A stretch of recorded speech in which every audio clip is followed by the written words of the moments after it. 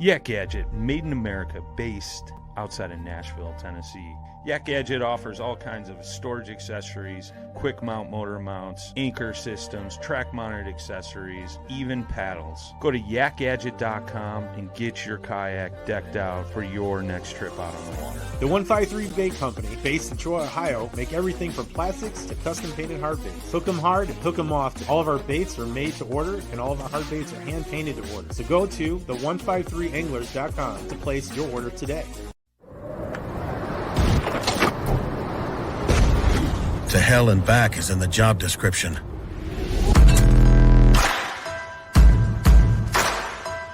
Being roughed up, scuffed up, run over, kicked, thrown, dropped, dunked, and done the unthinkable is a duty we've embraced for more than 40 years. Through superior engineering and constant innovation, only Pelican has conquered the chaos a life of ambition can dish out. And we've done it to empower you.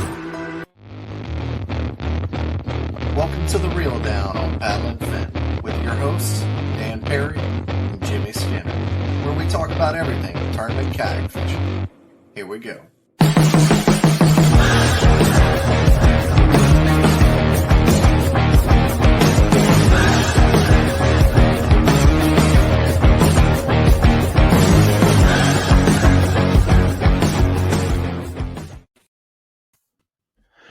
What's up, everybody? You about to bring us in, Brian?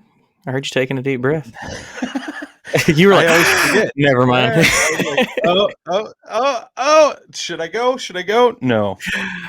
Well, welcome back, everybody, to The Reel Down. Another great show. Got Mr. Brian here. Figured I would bring in our hype man, which apparently he's not all that hype from what he's telling me. I'm hyped, man. I'm hyped. This is super exciting, man. No, dude, I'm kind of mad that you wouldn't let me tell anybody because, like, you told me you didn't want to tell anybody. Well, I did, but I was like, I could at least tell them when they asked, you know. Well, when you come up with a good idea and you're like, yeah, maybe we should like not tell the rest of the group, and I was like, yep, we won't tell them. Yeah, you did. You're like, don't tell them shit. I was like, okay. I went ahead and told Brad when I jumped in on their show. I mean, they weren't recording, but I told Brad just because he actually messaged me and was like, I know who it is. And he guessed right. And I still told him he was wrong. But yeah. Well, I remember, when it all came up, that Dan wanted to do a new segment, and it made total sense that he wanted to do what he's going to do. So I totally agreed with him. And then, you and I had that conversation like, okay, well. For anybody that missed it, Dan left me to start an OnlyFans page. But we had the conversation like, okay, well, who do we find to replace him? And, obviously we wanted it somebody that fishes a lot of tournaments, knows the tournament scene and all that kind of stuff. And we started brainstorming back and forth and throwing names out, and then you threw a name out and you were like, you think he would actually be interested in doing it? And I'm like, what's the worst he's going to say, bro? No. I still can't believe that, because like I built it up in my head to go the other way. Yeah. Like I had like plan B through fucking like K. And then me and him were talking. He's like, no, this could work. And I was like, oh. Okay. Okay, cool. Yeah, But probably the best idea I've ever had that I pulled just out of nothing. Like, and I don't say that like I don't have faith in this person or, they're not great at everything they do or anything. I just was like, why not? We'll try. We'll ask. Yeah. We'll see what happens. Yeah, it's super exciting. It's somebody that a lot of folks in the kayak fishing community have looked up to and have gained a lot of knowledge and, just really respectful all across the board. I mean, oh yeah. I mean, he's about as OG as it gets. Like basically if you get into kayak fishing, you know who this person is. You, like you said, you've probably got some tips from him or some inspiration, motivation, like it's weird for me that he's going to be my co-host because he was a big part of me learning how to fish, how I fish. Yeah. It's kind of crazy. Well, I remember when I told Jay that night here at the studio, and he was like, "You're serious?" Like, no, come on, really? I was like, "Yeah." I was like, "I'm serious." And he's like, "Dude, it's crazy." And I remember I had a conversation with our new co-host that day, and I got off the phone and I was telling Jay, I'm like, "Man, it's kind of weird." Like, we had a pretty deep conversation about everything, and like, I never thought ever in my life I'd have that conversation with this certain person. Yeah. So it was super cool, man, and I'm super stoked. So should we stop teasing? Should we We build could. this up more? No, I think it's time, but I'll lead into it by saying this: only one person guessed right on the Yeah, on I the did post. see that.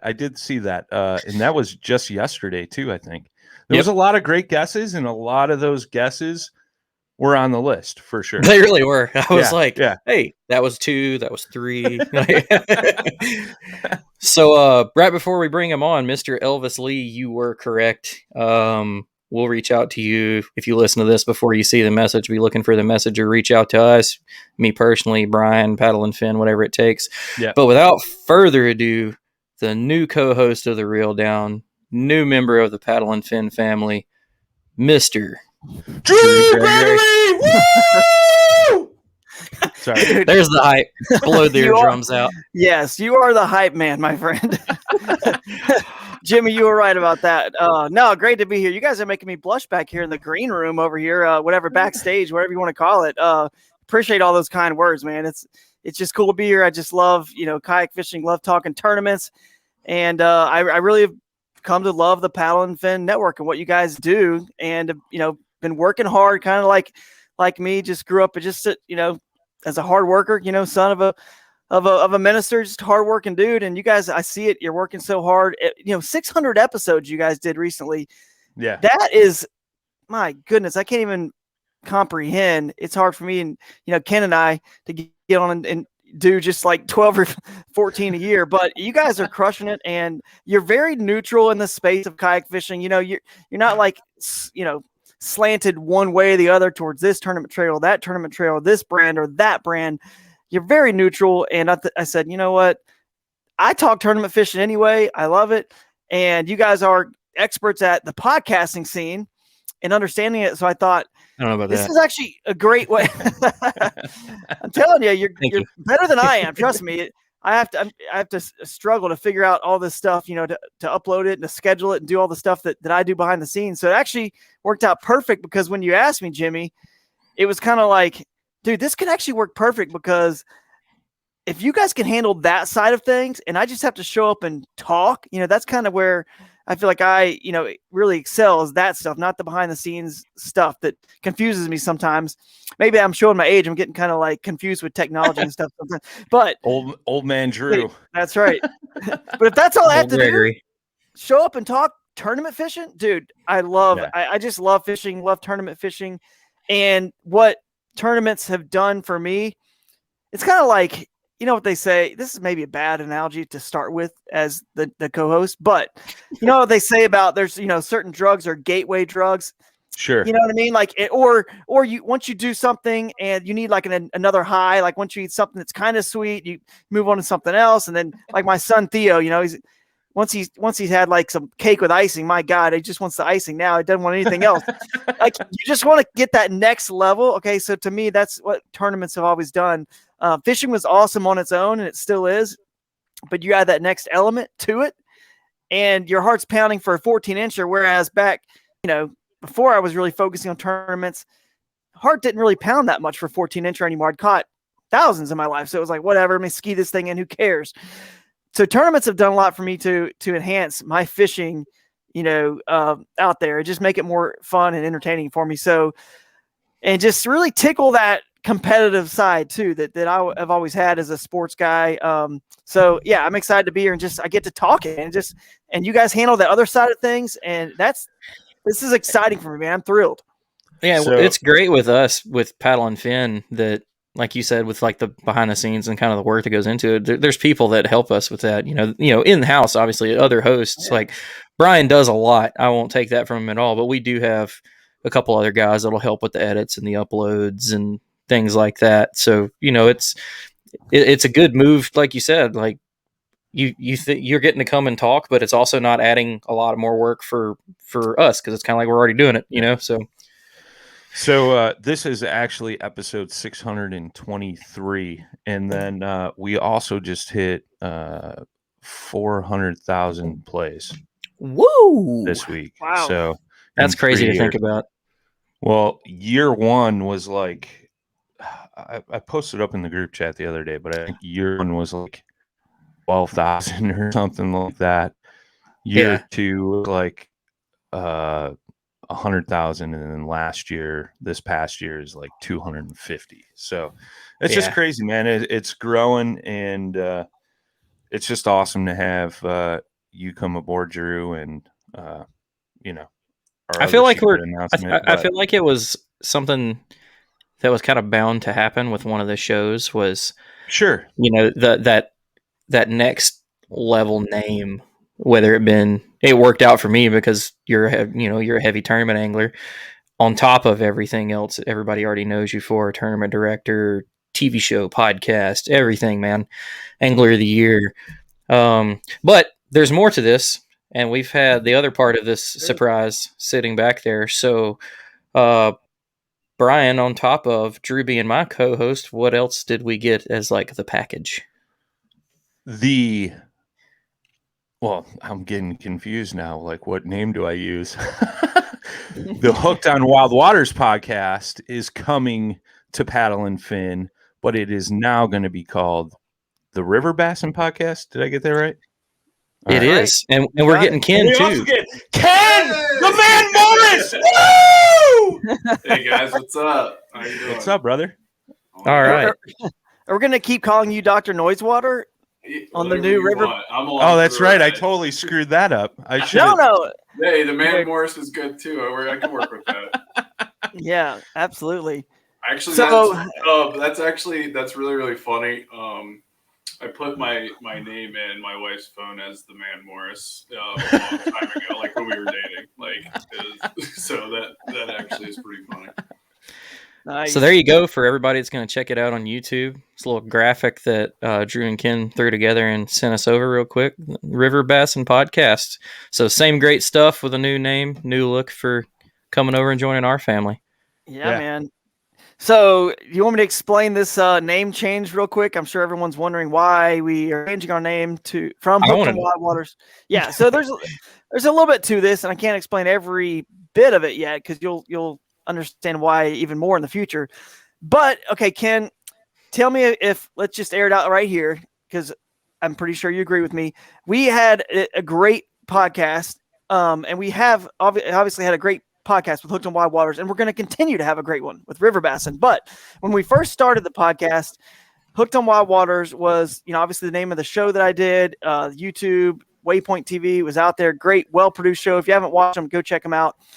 And then we just said, this is perfect. We'll just roll that straight into the name of the podcast, right? So that's what we did. But my true passion, like Hooked on Wild Waters was great because back when I was with Jackson, right, we needed the show to be something that wasn't bass focused because we were making kayaks for, the inshore flats and offshore and every kind of species of fish we wanted to market. So because that was a marketing tool for Jackson and all my other sponsors, of course, it was nice that we called it Hooked on Wild Waters because then we could always go wherever we wanted to go and do whatever we wanted to do as long as it was with water, right, and in a kayak.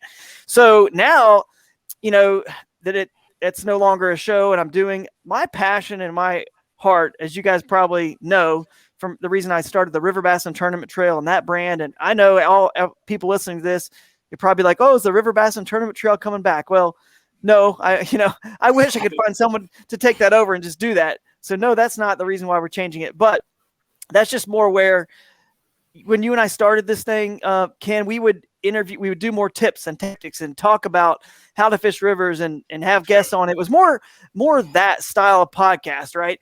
And then it morphed into, when I started doing tournaments more, became real busy doing that. It morphed into every time we talk, we're recapping what you and I just did in the tournament scene. It became this tournament talk podcast.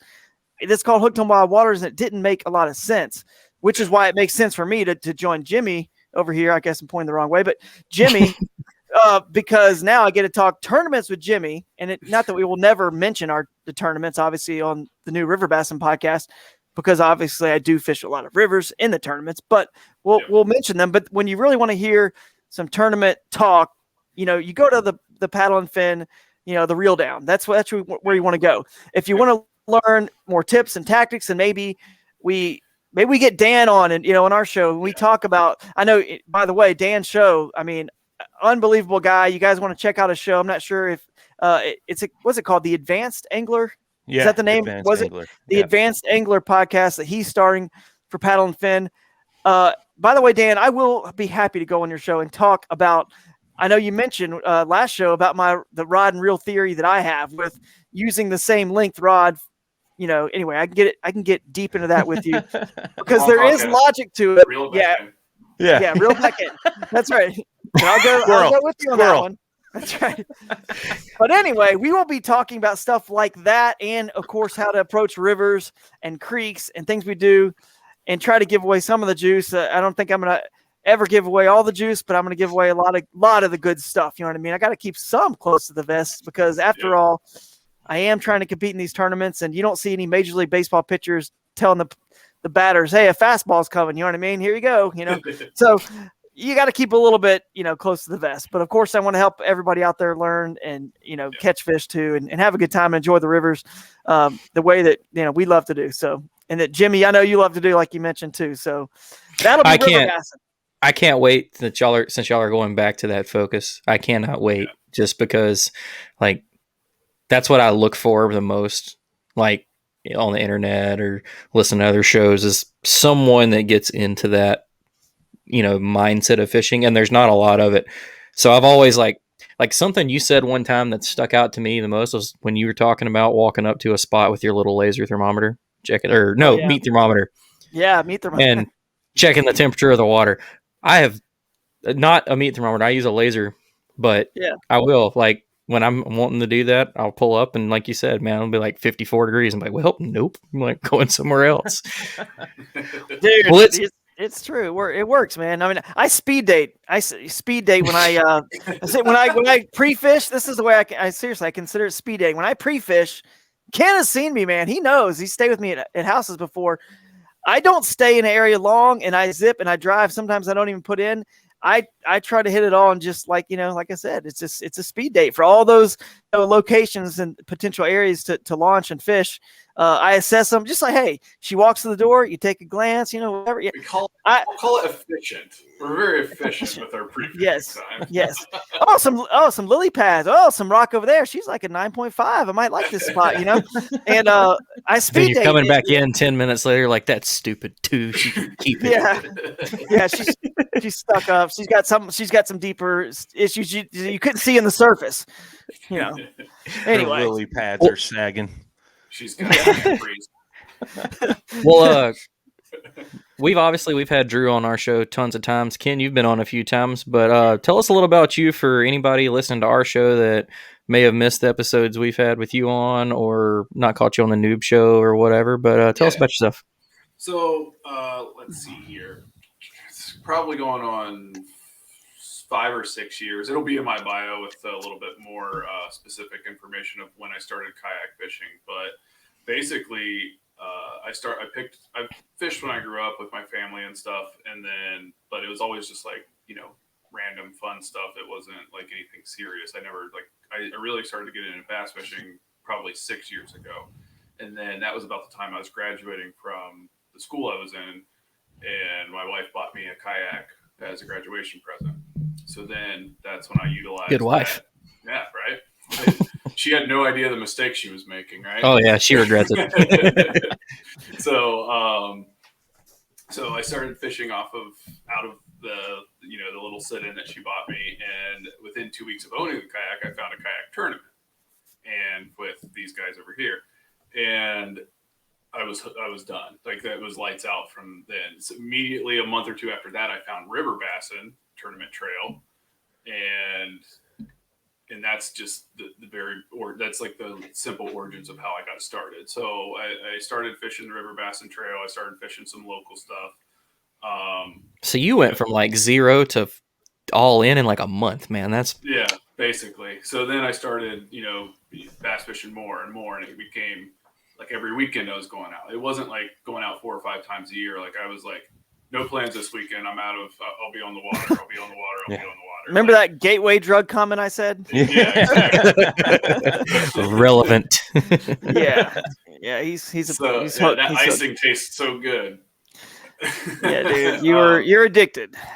So then, my buddy Clayton and I like started traveling to do the river bass and tournament trail, and this is where I met Drew, via him being the tournament director and running the trails. And it was just one of those things where like we had extra time because we always stayed through the weekend or whatever, and we just kind of hung around, didn't have anything else to do, just to talk fishing and like learn and like, hey, I was trying to get on Jackson's fishing team. I was fishing out of Akusa HD, like this and that.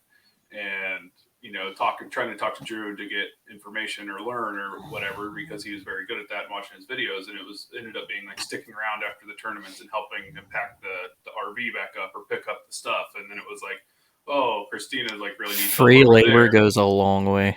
So it was help reorganizing. It was helping Christina like wrap, with the dogs. And then that was another thing. It was like, the school I was talking about, I'm a veterinary technician. So basically a nurse for animals. And that eventually came up. And then I'd randomly get a call and Drew's like, I'm in Texas. There's a cactus stuck to my dog's face. What do I do? Like, you just kind of like pull it off. It's a true story, man. It's a long, what are you doing to your dogs, Drew? We'll get into that sometime. Yeah. But, so basically over the past 5 or 6 years, our friendship has evolved from me just being a participant to actually helping with the tournament trail. He eventually asked me to come on to help judge fish.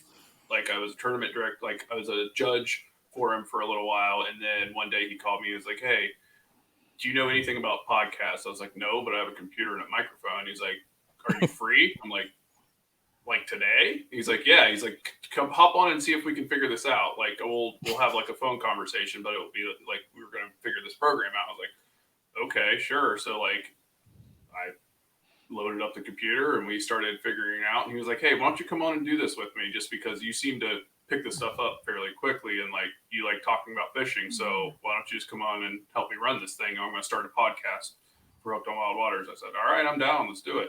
And I mean, fast forward, here we are today. So nice. Isn't it crazy how so much stuff in kayak fishing starts like this, and then you're looking back like, damn, how'd that happen?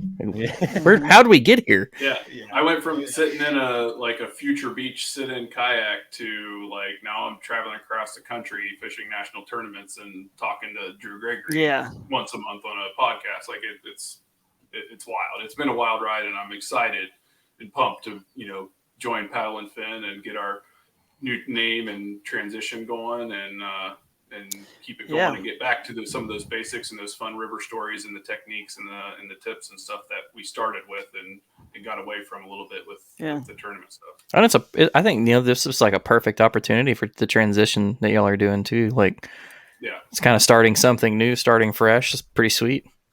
I know. Yeah, for sure. I know all of our folks are going to be psyched about it. We got other river guys in our Paddle and Fin family that'll be super stoked to hear about that. The one I already told is super excited because like he's been talking about having Drew on to talk Crescent, and when he guessed the other day, I was like, no, it's not Drew, but that'd be cool, wouldn't it?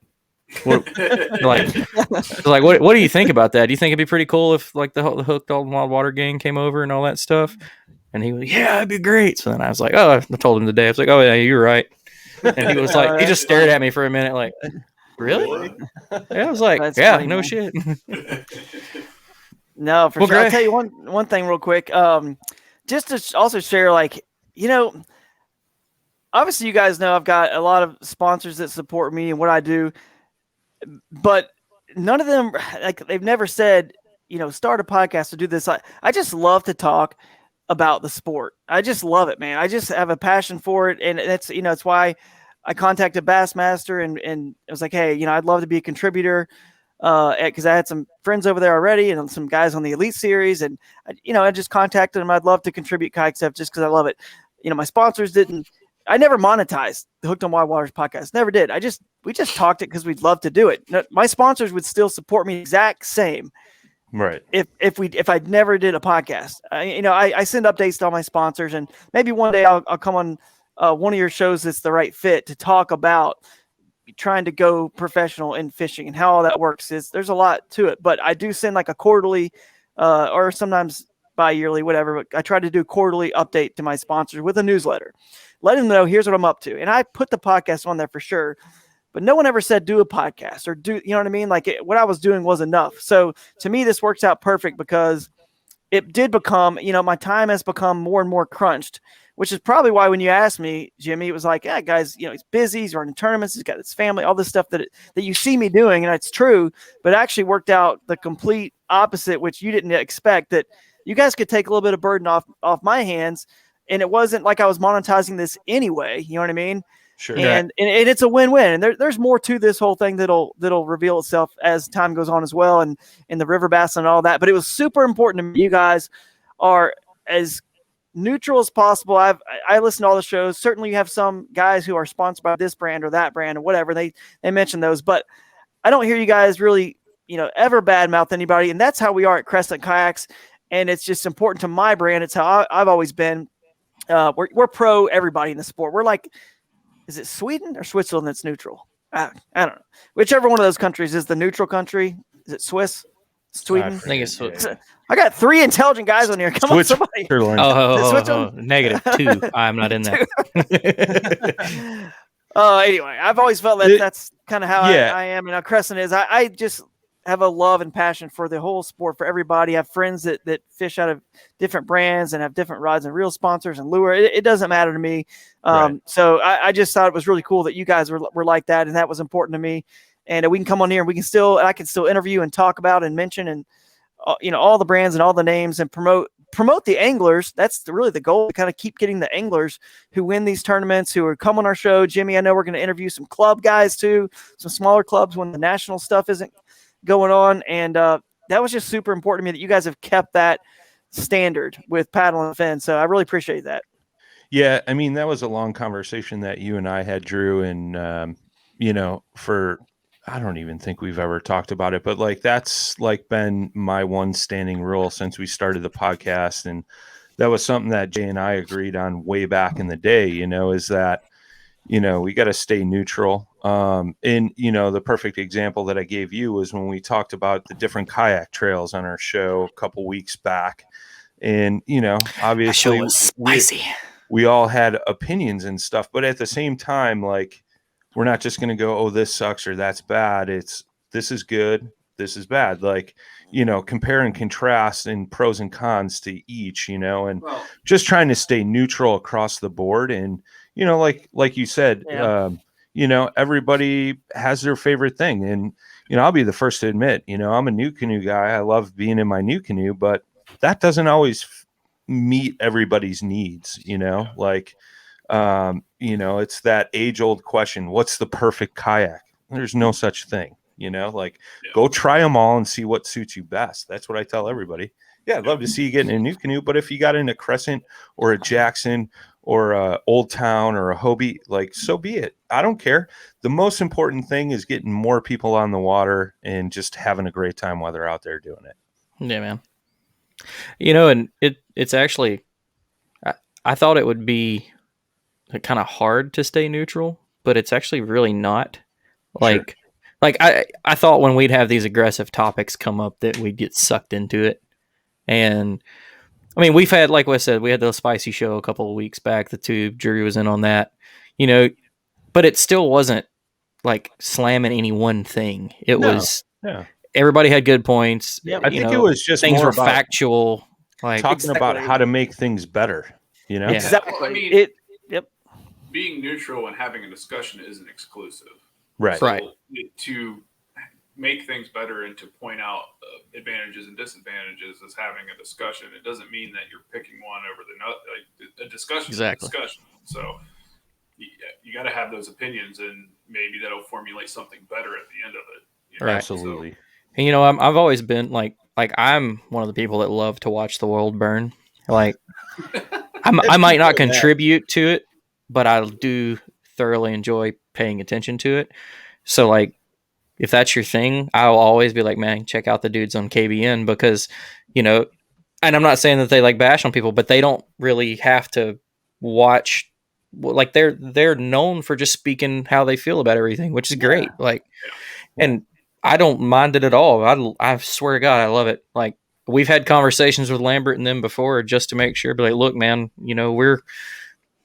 if that topics like this are happening, don't have to worry about us like doing the same show. Like y'all got that, and then we'll do the other end of it, And it's always worked good, man, and I really enjoy it. It's cool that like all of the podcasts, KBN and Serious Angler and all those, Dark Waters, we all get along. We can all collaborate when need be and stuff like that. It's really cool.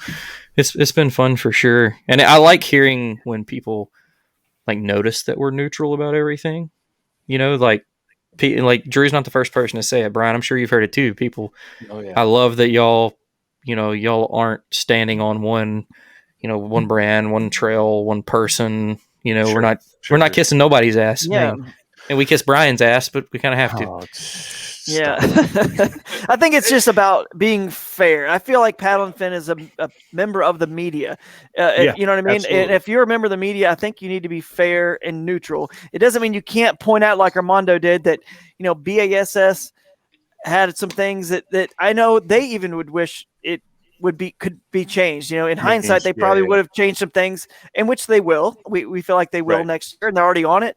Dwayne's doing the best he can with the guys at Bass. I know the Bass wants the best for the kayak series, but to be fair, you got to bring up, the things that they did not do as well as some other trails or have not. It's not like we're bashing anybody, but we're just being fair and calling it as we see it without a bias. You're not paid by Hobie or KBF or Bass, so therefore you've got to be fair and neutral as a media. Now, unfortunately, today we don't have a lot of neutral media anymore and even tournament trails are paid by sponsors. You know what I mean? Whether it's Phoenix Boats for Bassmaster or whoever, they've got sponsors too. So, I just feel like, the moment that switches over and you start treating people that are in, let's say you have a rod sponsor or whatever, and you're a tournament trail or you're Paddle and Fin, you've got big sponsors, and you start slanting things so hard that's no longer fair, and it's biased. Now it's super biased.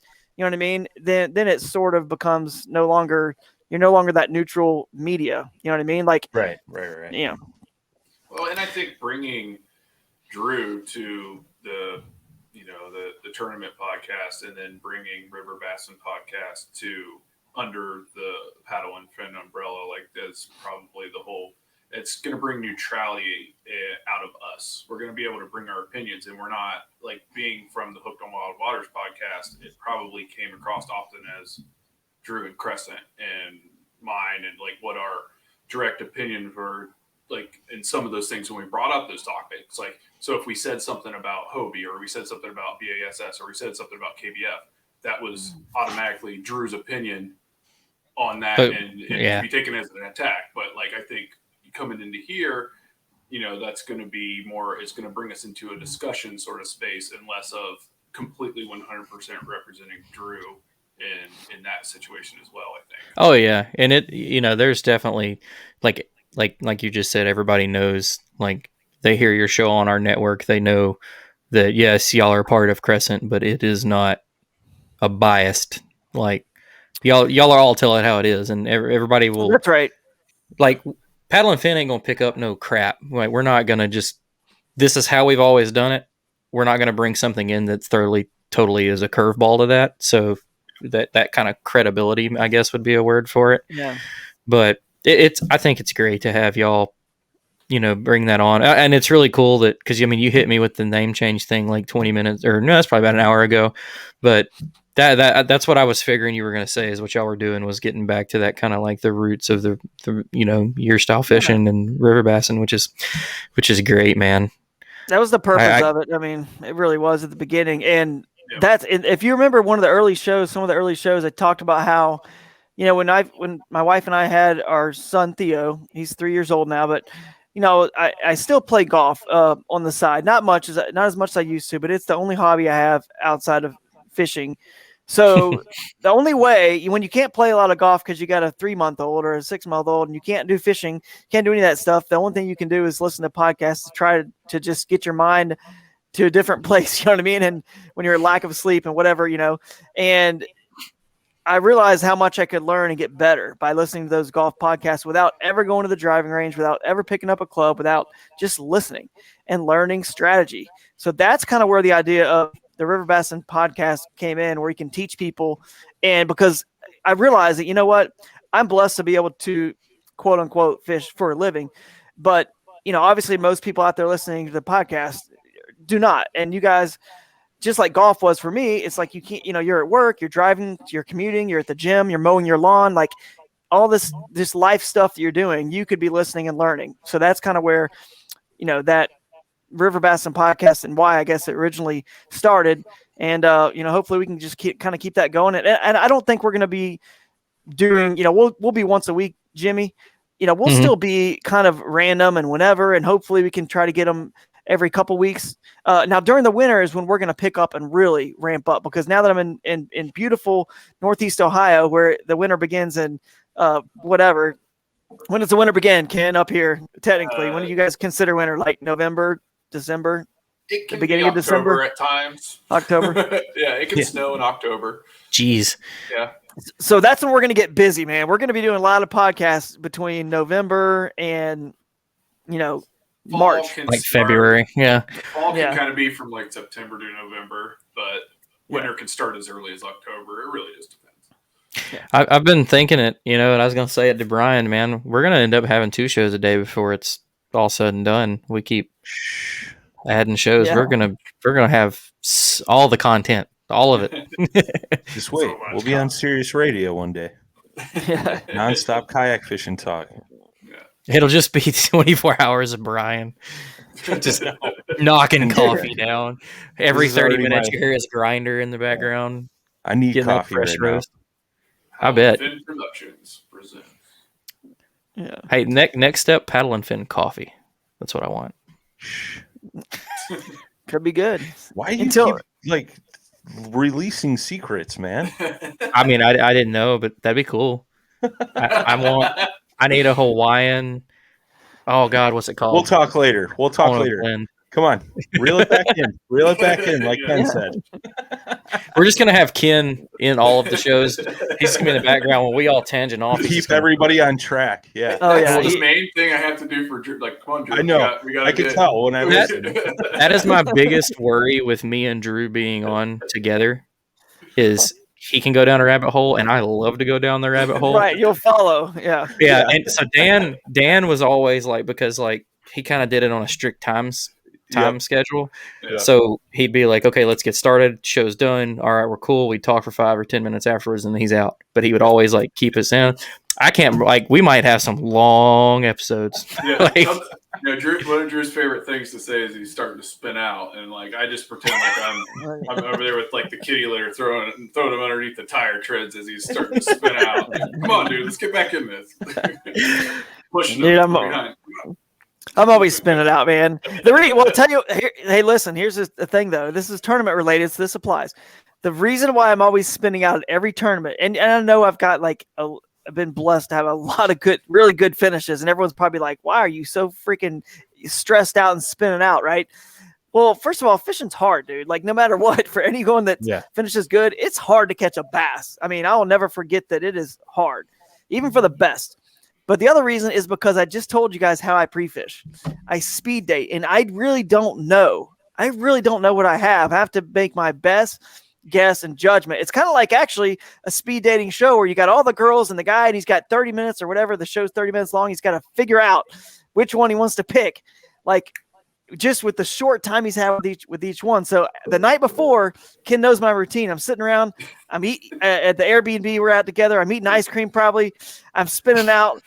trying to just figure out what I'm going to do. And anyway, so that's why I spin out, just because I speed date all the pre-fishing locations, and I really don't know what I got anywhere. You just stick them all on a dartboard. And he's like, Yeah. I'm kind of, some of them I'm along for the ride, and like we plan like float trip stuff, and like, you know, or we're doing our own thing. Like at Pickwick, we did our own thing. But, you know, if I'm along for the ride sometimes, like I'm like, all right, man, like I got you. Like I'm going to here to fish, but if we need to do a float trip, I need to pick you up, like whatever, just give me a ring. And we're like, okay, this is the plan. And we go to bed, and I wake up, and I'm like starting to like, you know, like put my shirt on and like stretch, and like, you And know, Drew is like, gone. and I'm like, I'm going to pick up like, you know, my car keys. He's like, all right, actually, we're going here instead. And he just sends me a pin, like completely different than the plan before we went to bed. I'm like, all right, well, I guess we're going here. Let's do it. Like there's fish there, I'm sure. So, you know, that's happened. But that's also a true story. It sounds like a joke, but it's also a true story. It's true. Just like the cactus thing. It's a story for a different time. But oh no, story that's got to be a story on one of y'all's first episodes. Just I need to hear that story. Yeah, it's a good one. It is a good one. There's a cactus in my dog's face. What do I do? Oh man. Well, just to stay kind of on that, what do y'all have an idea for your first show yet, or are y'all still kind of anything? I mean, we can expect that it's getting back to the roots of the river fishing, but probably follow the seasons. We want to keep our shows, you know, current. Relevant. You know, so if right now, if it's relevant, if it's summer, we want to talk about what the fish are doing in most rivers around the country. A lot of rain's falling, so now what do you do with murky water and high temps? You know, who knows? But yeah, we'll talk about it. Maybe some of the listeners here will chime in and what, you know, tell us what do you want to hear? What do you want to learn about? Give us some topics that you'd love to learn about in terms of fishing rivers for bass, because there are a million rabbit holes you can go down, and we really probably need to take very small things that we think are small, but really just dissect just something small, and you'll be surprised that you can get 45 minutes out of something that you never even thought you could talk 10 or 15 minutes on, you know, and then you've really covered it. And then that could be the title of the show, and people looking down all the shows can be like, oh my goodness, I need to really learn about that. And then boom, you know. Well, just like an example from like Tactical Bassin or something like that from YouTube, like how many episodes have they done on spinner baits or like buzz, you know what I mean? Like underspins. And, just rehashing and like re-explaining a basic lure for new people who are coming into the sport. You know, like if it's at the top of your list, they have a better chance of finding it than going down to the 400th episode when you did something like that 4 years ago. Well, and it's great too because the updates now. Yeah. Like once you go back to it, like, hey, this is something that I used to do, but now maybe 3 years ago, Drew didn't do the surgical tubing thing that he does to his hook. But I mean, maybe that was more years than that. But when you figured that out in a new video, now you're going to have that little tidbit in there of like that little extra tip of to make something do something specific. You know what I mean? So like just even breaking down baits or current breaks or, you know, underwater, you know, like hiding places or fishing off dams or, you know, whatever, like, you know, going over that stuff and breaking it down to a semi-beginner level or even a very basic beginner level is going to maybe trigger something in even an advanced person's brain of, I never thought of it that way because that's not a technique I typically utilize. Because, you know, if you hand me an umbrella rig, I have no idea what I'm doing. Like I need to go back to a beginner thing in that sort of situation. Like if you were to hand me that to throw, I've never thrown one. So even as much minimal success I've had and how much I've gotten into this and done in the past 6 years, there are still things I haven't even scratched the surface on yet. So a lot to learn. Using, you know, Drew's experience and then my, you know, amateur questions sometimes is how I try to get him to dig into that the specific areas of like what could help people learn about river bassing. No, yeah, man. Like one of the biggest things for me that, and Drew's covered some of this on one of our shows, I believe, is like picking water. Like I love the backwaters. I love to have to work to get to a spot, but what is like how you find those, narrow them down, you know, and then like Drew has video of him finding fish in areas that you would not like. The video of I can't remember what bait you were throwing where the one fish spits it and then the bigger fish, you know, just basically catches it. Like most people would look at that and be like, there's no way a 3 or 4 pound fish would live in a spot like this, and Right. I've experienced it too, but it's hard to find those areas where, like, what factors go into knowing that there can be a healthy population of healthy fish in an area, stuff like that. Like, and I plan on using you as my co-host to the full advantage of learning all of this. Yeah. There was a secondary here. It was like, Drew's great, but I need help. So Dude, it's crazy because I have to also balance in my head. What do I want to? What can reveal you and tell? what Yeah. It's very hard. There's no sport in the planet where someone could put on a set of headphones and listen to something and all of a sudden go increase their ability and skill in that sport as much as bass fishing. Dude, the fish have no chance. It's not because the lures are better today. That's not what it is. It's about the technology to communicate with everybody else who, all the other predators, which we are to them, right? That's where they're screwed, man. They have no chance, dude. I'm telling you right now, I could sit here and tell you guys exactly how to catch all these fish that I target and have been successful doing it. And I promise you, know how to throw a bait caster good enough and a spinning rod, and you know how to rig your baits on there good enough to go out there and do pretty much, pretty darn close to what I'm doing. And then we have a bunch more people doing it. And obviously we want them to get better. I definitely want to help people get better, but it's just insane how much better you can get. And one of the biggest questions that you're going to get in any way, shape, or form, so it's just going to encompass all of this, is, does Drew really use straight braid? Yeah, that's true. We've covered it 100 times, but you will get asked. Yeah. Again and again and again. I have the guy that got me into some of the backwater fishing here when I first got into kayak fishing. He's the same way, and he's old school guy, and he's always been straight braid, and I did not understand that. So well before I knew about Drew and that Drew did that, and we actually put it to a test one day. Me, him, and his brother were out there. They fished same rod and reel, same baits, braid versus fluorocarbon, braid, and then braid versus monofilament, and he waxed him 15-1, and was like, doesn't matter. Yeah. Dude, we could definitely go down a rabbit hole. but here's why I say that, because I was thinking in my head today. Now, as you guys listen to the podcast, or if you have in the past, of course, I do use straight braid.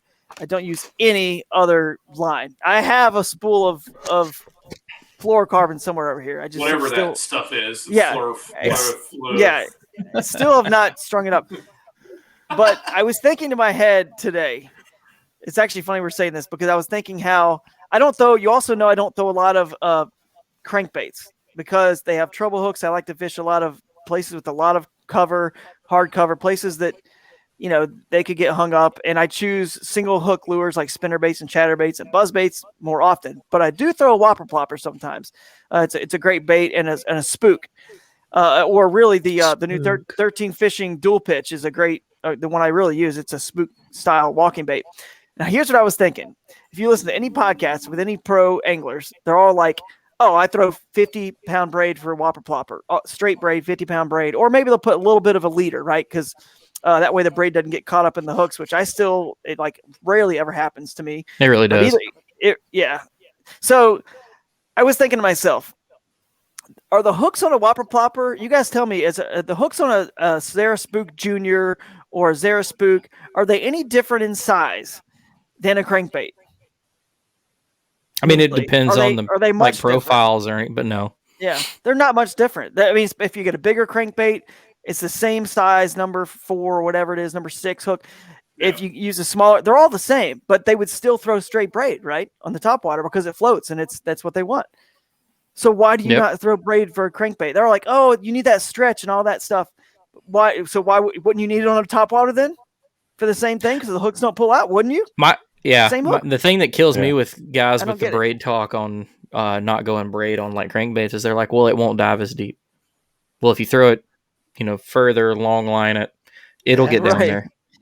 And it's thinner. It's thinner diameter. It's thinner diameter, so it should dive. Yeah. Now, again, I'm not the expert on crankbaits. So in the walleye world, when you're trolling crankbaits, braid will actually allow that bait to dive deeper because of the diameter is thinner compared to less resistance. Mono.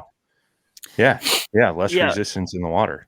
So take that, you people that don't think this way. I mean, and would you be able to compensate for that stretch with a different power rod? That's my thought process. That's exactly right. That's what I do.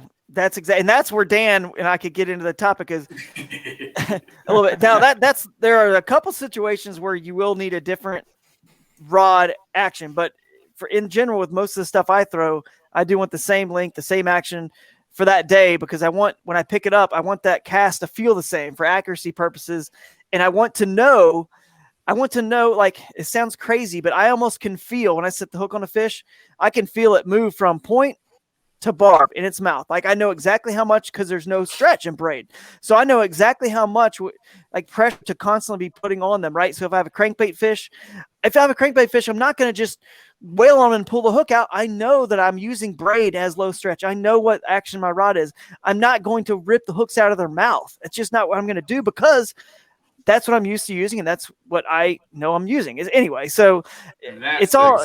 Drew's getting fired up. Yeah, man, I am. This is the example that I just inserted into this podcast of things that we can get into. That's right. Well, a lot of that, just to add a little bit to that, like you said, you can feel it as you do it. Like for me, with anything treble hooks, I don't as much feel the fish as I feel how the rod's, like, what is the rod giving me in feedback? That lets me know, like, the fish, okay, so the fish is swimming towards me. I don't feel that backbone yet. Keep increasing real faster, stuff like, there's a lot to that.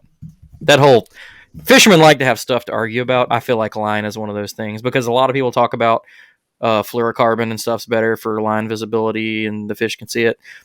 That probably used to be true when line was like this thick.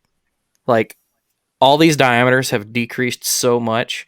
Like, you can't see my 25-pound stuff in the water. Like you go grab like a 30-year-old thing of like 25-pound mono, I could pull my truck across the street with it. Like, now it's invisible up to like 35. I have saltwater stuff that's invisible 35, 45 pounds. And like Brian was saying, like, the braid's thinner. So if that's your argument, you're still losing. Yeah, I mean, when you want when you're throwing a moving bait, like a whatever, a spinnerbait, chatterbait, crankbait, whatever, anything that's moving, the line definitely doesn't matter. They're reacting to it. You're knocking it off rocks. You're forcing them to just do a quick reaction strike, and that's.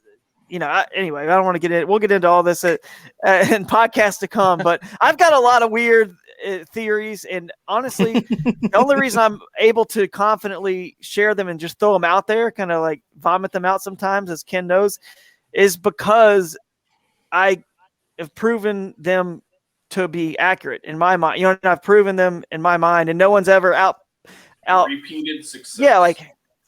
Or no one fishing near me or whatever with a different setup has proven that changes the outcome. Now, I'm not saying it's 100% of the time, because I'm sure maybe here on Lake Erie now where I live, close to Erie, if I am drop shotting or whatever, like maybe that's a good time to.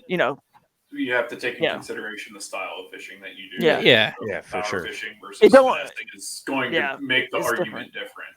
It doesn't mean I'm not going to try using white Cortland master braid, or a 6-pound or 8-pound test first, and then seeing if it doesn't work. What I did? I just left my my spinning rod out in the sun, so the green braid turned white anyway. There you go. Then just left it on like that. There you go. Poor man's trick. That's right. And the reason I said white. The reason I say white is because there are YouTube videos out there where they put all the braided lines in the water, in clear blue water. They do it in black water, dark water, murky. And white, white is the best for the clear blue water. White shows up the least, which is kind of opposite of what I thought. You know what I mean? But the moss green is the best in that sort of, Florida tannic kind of water like that. Yeah. So anyway, that's why I said white. If anybody's curious of the clear water, like a Sinclair, Erie, and we'll see, man. We'll see if it makes a difference or not. So I hope it works. I hope it works. I just want to know that it works. Like, it's like, I was in crystal clear water, 15-foot, caught fish on braid. Just to throw that in, all those guys. Still works. I predict that it will. And the only thing I will say about this while we wrap this up is there is a big difference too. The places I'm fishing are typically I look for places that are unpressured, that have uneducated fish, and you combine that with a moving bait, it doesn't matter what you're throwing. You know what I mean? But over. Lake Erie, it's there's so many smallmouth out there. I feel like a 25 foot in some random reef, it's the same thing. They're unpressured. They're not as pressured. You know what I mean? Out there in deep water, and you can probably catch them on light braid just as good as you could anything else. Plus, you got the no stretch, and you can pull them up off the zebra mussels and stuff like that a little bit better. You know what I mean? Maybe you could even go to a 10 or 12 pound and get them up in where other people are finessing them and they break off on zebra mussels, and you're horsing them up out of there. I mean, we'll just have to see. Boat flipping. You're Yeah, also ready there for you a go. 15-pound walleye that swims by. And eats That's your right. bait. That's right. That's right. Dinner. Hey, and what Jimmy said is 100% correct. What Jacob Wheeler did, if you guys watched the Major League Fishing tournament, he won in an insane fashion on the St. Lawrence River. One of the things he did was actually, everyone's thinking, oh, I got a drop shot, 6-pound test, clear water, and in bedfish. He actually upgraded, and he caught a lot of his fish, some of them on a bait caster, first of all, which he could horse them in and get them in a lot quicker because time was the essence in that tournament. I mean, he caught like 160 pounds one day, 160 pounds. And he caught I think it was like every 6 minutes, he was averaging a 3.5 pound fish or something insane like that. So the point is, the way that he had, other people are spending 2, 3, and 4 minutes fighting one fish.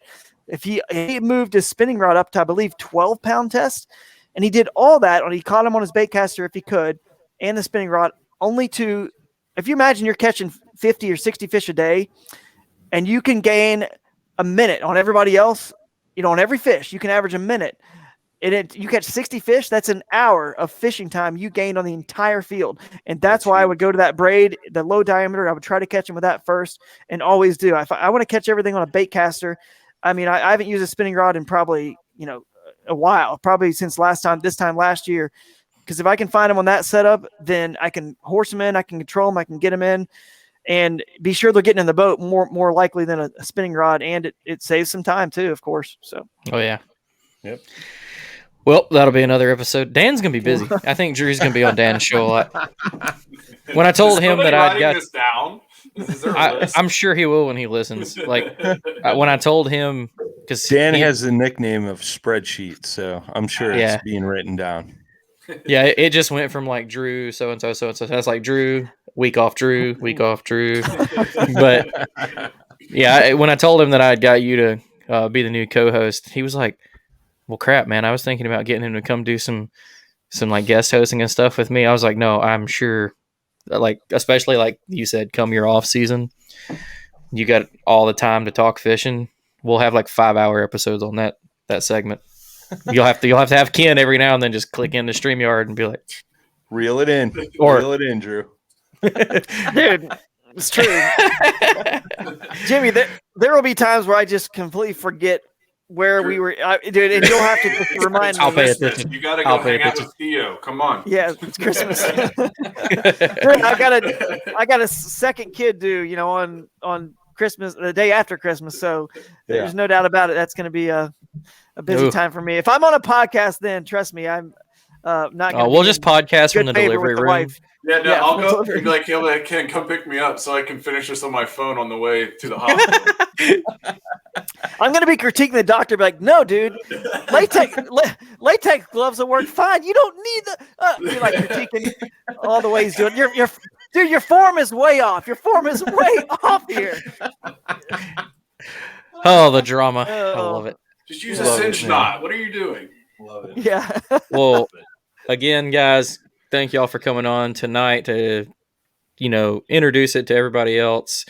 Drew, thanks so much for, wanting to join me on this. This will be great. And Ken, I'm glad to have you on. I love listening to y'all's stuff, so it's going to be cool that now it's just in-house with us and y'all are taking it back to kind of where it came from. And Brian, I don't thank you for anything. Welcome to the family, boys. No, Brian does a lot, man. Like all of this is possible because Brian has quit, but he doesn't ever actually allow himself to quit. He quits a lot that no one knows about, but it never actually like goes through. We're good. We're good. We're good. Got to keep the family together. Yeah. Well, thank you. I'm excited to be coming along. I didn't get cut from the team or anything like that. So no, that's why I wanted you on tonight, because like, we knew you were coming, and I was just going to do a show like introducing Drew and do a couple other things. And then I was like, well, no, that there's no other way to introduce y'all's show in my mind correctly. So just have a party over here. No, man, I appreciate you guys. Thanks again. And, hopefully, this helps out the Paddle and Fent Network and what you guys are doing. You've worked hard, man. And, people out there have helped me along the way. A lot of folks out there, I couldn't have gotten where I was without them. I mean, I'm some really prominent names, even some of my friends that do fish professionally on the bass boat side have stuck their necks out for me and done stuff that I could never, repay them for. I just couldn't. But I hope that in some small way, this is just a part of what helps you guys accomplish your goals and dreams, man. So I'm living mine. I love it. And I'm happy to just talk about it with you guys and laugh and go down these rabbit holes and wormholes or whatever they call it. Are they rabbit or wormholes? Or do either work? I don't know. Either or. I feel like it depends on how far you go. Rabbit hole has an ending, and wormhole, we just lose a whole episode. Yeah. It's the final frontier. Yeah, that's true. Is it a last tech worm? No, I'm just and we'll have to come up with a word for that. Yeah. Jumping from one hole to another. Yeah. Hey, and the last thing I will say is we will have more exciting announcements to come on the tournament show. One of them concerning the fantasy game that Ken and I started that a lot of you guys follow along. We're going to have a big announcement about that probably on next week's show. And I do want to say, I've only posted this maybe on my story, but maybe I did a post about it. I can't remember. I did a post. But if you guys are out there and you tournament fish, hashtag catch count. Catch board, KETCH, catch count. Whenever you finish a tournament, we want to see your best, your tournament winning fish, whether it's a 3-fish tournament or a 5-fish. Do a pick stitch of them. I'm really trying to grow this thing because I think it's cool to have one hashtag to be able to look at just some awesome stringers out there from people. So it's on the catch board, hashtag catch count, and let's just kind of make it a thing and grow it. And I think, be pretty cool. So heck yeah, man. All right, guys, I will cut y'all loose. I'm going to go over some tournaments from last week, and then everybody tune in. We'll have Drew next week, and I have no clue what tournaments are scheduled going on. We may have a small club from somewhere or one of the big nationals. I don't know what's going on right now. So yeah, well, appreciate it. Yeah. Appreciate it, guys. And see y'all in the future. See you guys. All right. Well, let me hit these real quick. No, man, I can let you go. I don't think I want to, though. I think you're stuck. No, you're good, man. I know you've done a lot. You've done a podcast already tonight. This is like show number 3 for me for the night. So yeah, you've I still got that ICAST meetings and all sorts of stuff. So have fun. Tell the wife I said hey. We'll do, man. Same here. All right, man. We'll talk soon. All right. Night. Bye. All right, folks. Thanks for sticking with us this long. We didn't do it last week when we did our show saying bye to Dan, so I hopped right back on it this week. Big shout out to my wife for helping me do some of these tasks and getting all this stuff together. So we're going back into tournament coverage. So first up on the list, friends over there at Slay Nation. We're at Tupper Lake in New York. They had 25 anglers for a 5-fish tournament. First place, Brian Nunziato, 93 3/4. Second place, Justin Query with 85 3/4. Third place, Brian Hoops with 85 1/2.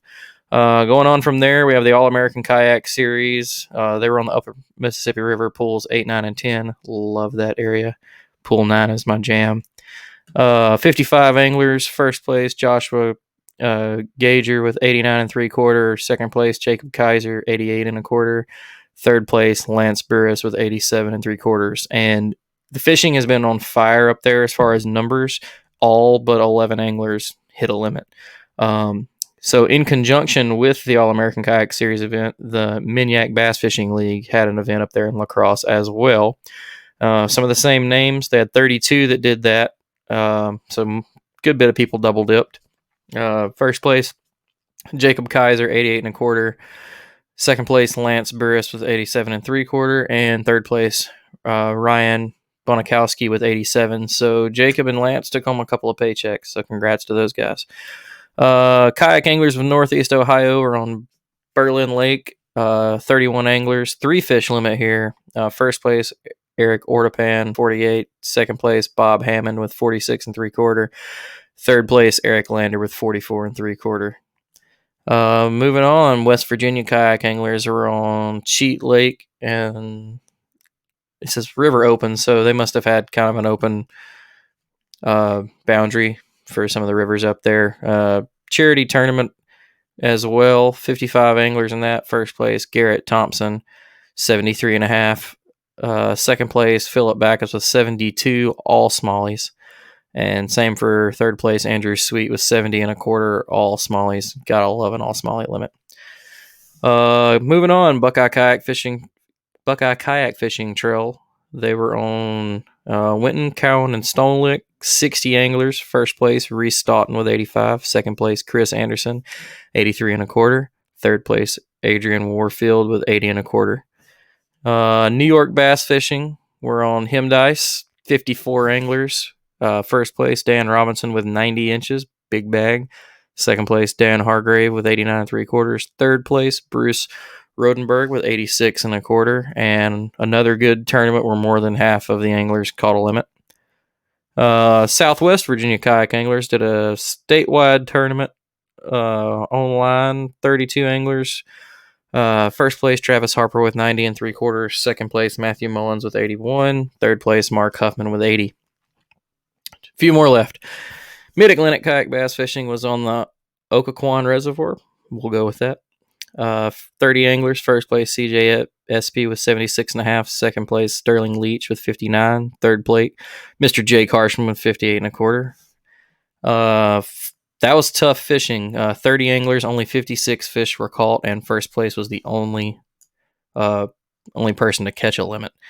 Oklahoma kayak anglers are on Lake Sardis. 47 anglers. First place was Josh Barlow with 66 3/4. Second place was Michael Galbraith with 64 1/4. Third place was Josh Massey with 64. And the top 3 of that were the only 3 to catch a limit. So got hot fishing on one side of the country and then tough fishing on the other. Probably all this crazy heat that's going on out west. Minnesota Kayak Fishing Association. We're on Big Marine Lake, 51 anglers. First place, Paul Jansen with 86.5. Second place, Sonny Zhang with 86 1/4. Third place, Kylie Zhang with 83. Colorado Kayak Fishing Club they did in a multi-species pike and trout. 33 anglers. First place was Corey Dole with 94.5. Second place was Justin Collins with 92 3/4. Third place was Paul Roth with 92.5. I cannot remember the person's name. I think it was fourth place. Had fourth by, he was like 1 inch or 2 inches off of third, and he did not even have a limit, so he had some monster fish. Kayak Fishing Utah Bass Tour, Deer Creek in Heber City, 50 anglers. First place, Doug Rowe with 74.5. Second place, Aaron Warner with 67 1/4. Third place, Jesus Lopez with 66.5. California Bass Nation event was on, it says they were out in Stockton. It's a frog-only event. 36 anglers, 3 fish limit. First place, Jorge Rulius with 52.5. Pui Yang with second, 51 3/4. Troy Haney, third place, 48 1/4. Actually would have expected some bigger numbers from some California frog fishing than that, but must have been tough fishing, so congrats to those guys. Oh, we got 5 left. Stick with me. The Lady Slayers Online Series, 31 anglers, 5 fish limit. First place, Misty Wiseman with 97.5. Big limit. Second place, Victoria Quirk with 96 1/4. Third place, Jenny Willite with 90 1/4. And our very own Paddle and Fins, Susie Roloff, was in 5th. Good job, Susie. We love you. SoCal Kayak Anglers Open event, 60 anglers. First place, Shane Lamont, 99 inches. Second place, Jonathan Demonet with 98 3/4. Third place, Brian Lepke with 94 3/4. American Bass Association Kayak Series event, Lower Otay. We'll go with it. That's what it says. 40 anglers, 5 fish limit. Same names from the event. Oh, okay, this is the other joined event. So again, Shane Lamont, first place with 99. Second place, Jonathan DeMonet with 98 3/4. Third place, Brian Lepke with 94 3/4. So all three of those guys got double checks. KBFTN had their Saturday night tournament on Percy Priest. 32 anglers. The man, Russ Snyders, took that win, 56 3/4. Todd Killian, second place with 53 3/4. Third place to Josh Sharp with 51 1/4. And last but not least, the Beaver Fork Bass Bash, Lake Beaver Fork, and I don't know. I don't see it. First place, James Davis, 81 3/4. Second place, Gordon Perham with 70. Third place, Garrett Morgan with 60.5. And that was a 5 fish limit, so 81 1/4. That was a struggle bus. But that's all the tournaments. Sorry that took so long. That was a lot. But yeah, for anybody that's made it this far, thanks so much. This is all possible because of you guys. Hope everybody's excited about adding Drew to our show. I think having him on is just going to be another, it's going to give us another aspect and another, perspective of tournament fishing to help with these tournament interviews. So thanks for having me, guys. We'll be back next Wednesdays when the next show will post. Stay tuned. We'll let you know who we got. And again, I'll steal Brian's outro since he didn't get to say where he left. Tight lines, smooth paddling. Good night. Thanks for tuning in to another killer episode on Paddle and Fin. Don't forget to go check out our website at paddle_and_fin.com. Don't forget to check out the YouTube channel at Paddle and Fin. If you got a question, comment, want to hear from a future guest on a future episode, feel free to email us at paddle_and_fin@gmail.com. Don't forget to follow us on social media at Paddle and Fin on Facebook and Instagram. Shout out to our show supporters, Angler. The Angler button and app just makes for a better time on the water and creates a virtual logbook for every fishing outing out on the water. Shout out to Rocktown Adventures, located in northern Illinois, for all your kayaking, camping, and hiking needs. Shout out to Jigmasters Jigs. When in doubt, get the jig out. Go to jigmasters.com